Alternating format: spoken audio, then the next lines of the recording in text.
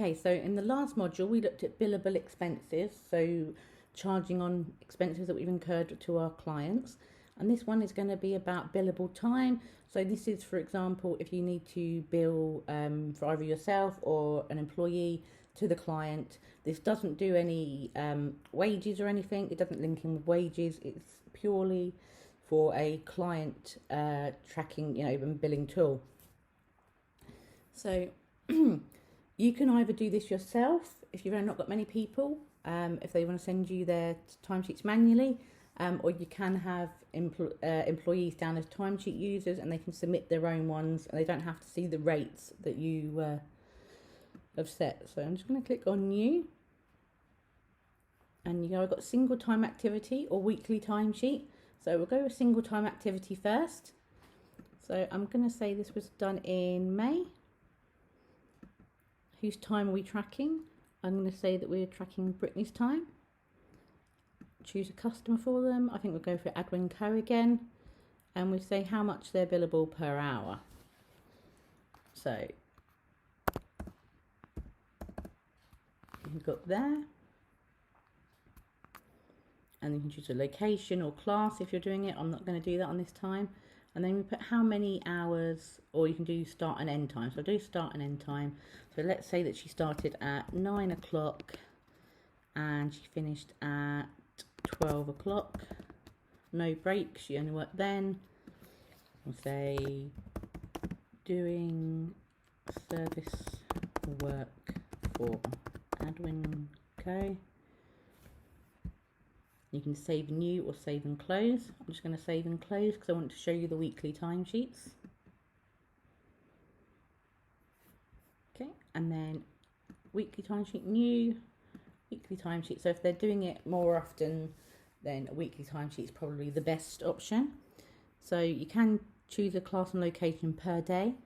So if they're doing multiple things per day, it's probably easier to do as a single time entry, whereas if they're doing a weekly timesheet, it can just be one class or location per day if you use that. So just going on Brittany again. This is the week. I'm going to change a different week. I'm going to say that week. And it's still for Adwin Co. Actually, no, I'm going to change that. I'm going to say it's for that customer. And I'm not going to choose the classes. And that's it. It's billable. £30 an hour. She worked 7 hours a day some days and 8 hours other days.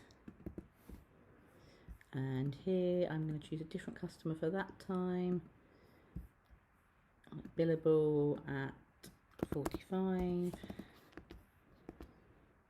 She only worked 5 hours a day that week. Okay, so I'm just going to do that.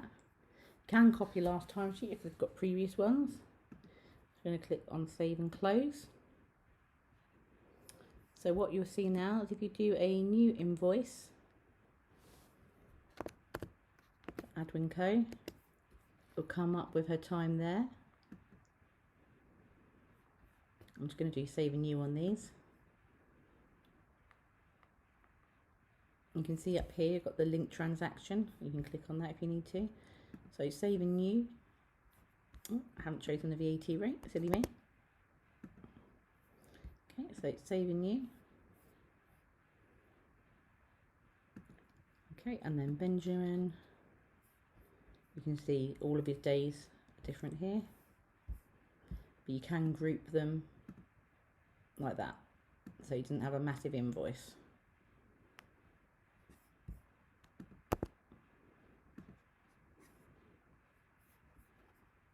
So it tells you how many hours, that time, and literally save and new.